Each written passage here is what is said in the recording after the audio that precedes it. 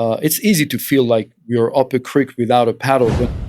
Hey there, Shane Acree back with you, and today we're going to tackle another interesting idiom, up a creek without a paddle.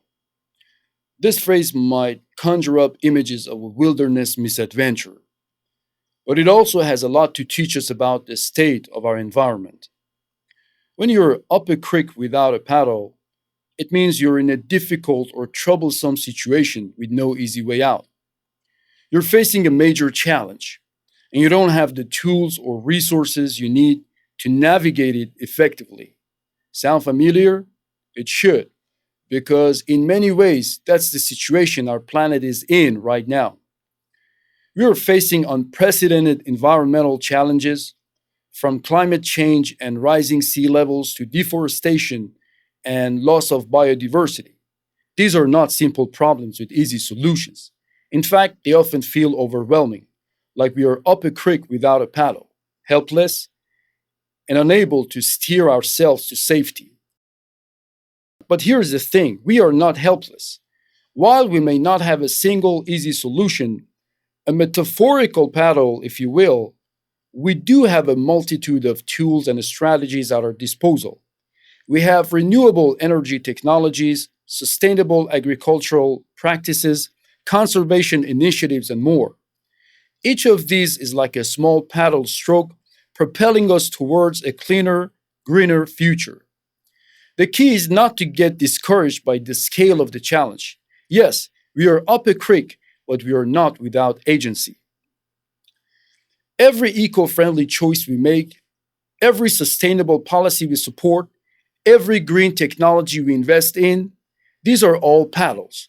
And when we see them together as a global community, we can navigate our way to a healthier planet.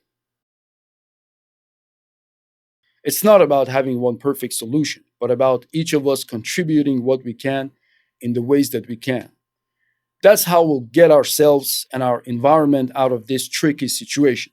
So next time you hear the phrase up a creek without a paddle, let it be a reminder not of helplessness, but of the power of collective action. We are in this boat together, and together we can paddle our way to a brighter, more sustainable future. As I often say, simplicity is the glory of expression. In environmental action, this means focusing not only on the complexity of the problems, but on the simplicity of the solutions we can all contribute to. Every paddle stroke counts. Now that we've explored the environmental implications of being up a creek without a paddle, let's see how we can incorporate this idiom into our IELTS speaking responses. In my book, IELTS Miracle, I emphasize the power of using relevant idioms to make your answers more engaging and to showcase your English proficiency.